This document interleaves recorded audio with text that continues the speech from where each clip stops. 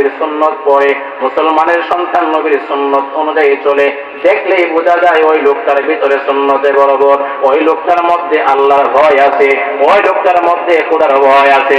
ওইগুলা দেখলে মানুষগুলা রাস্তায় যখন দেখা হয়, ওই মানুষগুলা রাস্তার মধ্যে সালাম দেয়, সম্মান করে, কদর করে। মুসল্লিকে দেখলে দেখবেন, মুরব্বীদেরকে দেখলে যদি সুন্নতে বড় বড় দেখতে পায়, সাথে সাথে চেয়ার গুলা ছেড়ে দিয়ে দেয় মুরব্বীকে বসার জন্য। এটা দুনিয়ার একটা জিনত, দুনিয়ার একটা সৌন্দর্য আপনার আমলের কারণে। ঠিক তেমন ভাবে পরকালেও আপনার আমলের কারণে আল্লাহ তাআলা আপনাকে জান্নাতের উচ্চ মাকাম করে দিবে। এজন্য তো আল্লাহ বলে, ওয়াবাশশিরিল্লাযীনা আমানু ওয়া আমিলুস সালিহাত আন্না লাহুম জান্নাত।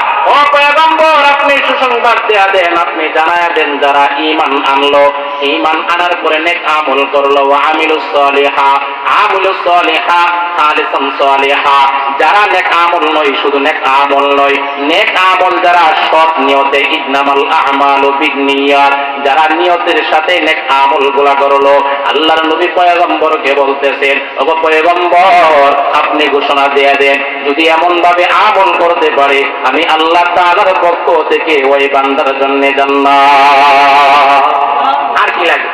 যদি আল্লাহ জান্নাত দিয়ে দেয়, আপনার আমার জীবন আর কি লাগে? এই দুনিয়াটা খরচের জায়গা। এজন্য করে বলেন, হিয়া দুনিয়া আকাল্লু মিনাল কালিল। ওলামায়ে কেরাম বুঝবেন, আকাল্লু শব্দটা একদম কম, কালিল এক শব্দ, আকাল্লু এক শব্দ, আল্লাহু আকবার এক শব্দ, আল্লাহু আকবার কাবীর আরেক শব্দ। এজন্য মুসলমান বন্ধুরা আমার, দুনিয়াটা অল্প, দুনিয়াটা থাকার জায়গা না। আল্লাহ বলেন, পয়গম্বর জানায়া দেন, যে বান্দা দুনিয়ার জমিনে নেক আমলগুলো করবে, আমি আল্লাহ তাআলার পক্ষ থেকে ওই বান্দার জন্য জান্নাত। এবার শুধু জান্নাত দিবে তা নয়, দেখবেন সন্তান যখন বাবার কাছ থেকে আলাদা হয়ে যায়, ওই সন্তানকে বাবা